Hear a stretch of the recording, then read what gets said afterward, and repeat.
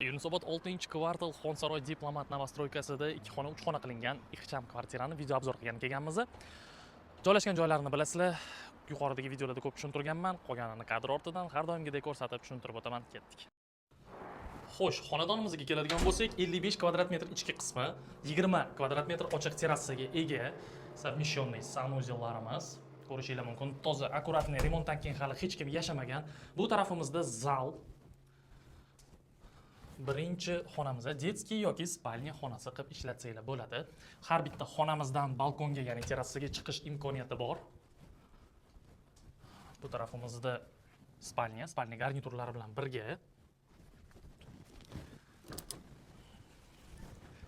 Terrasamizni ko'rishingiz mumkin.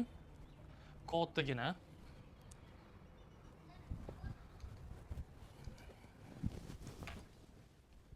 Va oxirgi ko'rsatib o'tadigan xonam kuxnya xonasi.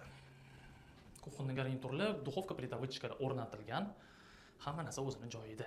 Xonadonimiz holatiga, remontiga har doimgidek kommentariyda o'zingizlar baho berasizlar. E'tiboringiz uchun bo'lsa rahmat.